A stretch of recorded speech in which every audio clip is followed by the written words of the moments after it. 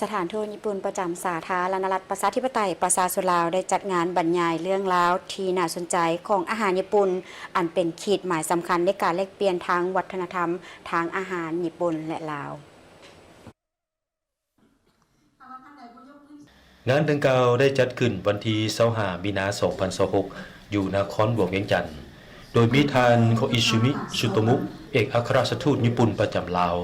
ท่านฮิโรโตชิ โองาวะผู้อำนวยการต่างหน้าสมาคมซูชิโด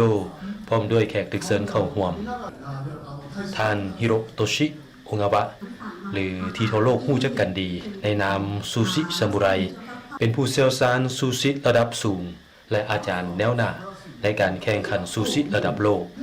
เพิ่นได้เดินทางไปหลายกว่า50ประเทศทั่วโลกในฐานะทูตทางวัฒนธรรมเพื่อรับประกันว่าเทคนิคที่แท้จริงและมาตรฐานความปลอดภัยของอาหารญี่ปุ่นจะได้รับการอนุรักษ์ไว้และถูกแบ่งปันสู่ทั่วโลกท่านโองาวะได้ดึงความสนใจของผู้เข้าร่วมงานผ่านการบรรยายพิเศษซึ่งแสดงให้เห็นถึงเทคนิคความเชี่ยวชาญพร้อมกับปรัชญาอันเต็มไปด้วยจิตวิญญาณของการรับต้อนแบบญี่ปุ่นและความลับที่อยู่เบื้องหลังความแซ่บซ้อยของอาหารญี่ปุ่น和食っていうのが世界文化遺産に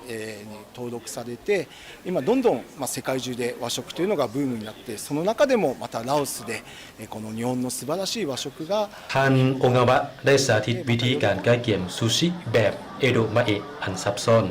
และเน้นย้ำถึงจิตวิญญาณของแกนพืชการควบคุมอุณหภูมิที่คงที่เพื่อการได้มาซึ่งรสชาติดั้งเดิมการบรรยายของเพิ่นได้เจาะลึกเข้าไปสู่ประวัติความเป็นมาของซูชิและวิวัฒนาการอันนำไปสู่ปรากฏการณ์ทั่วโลก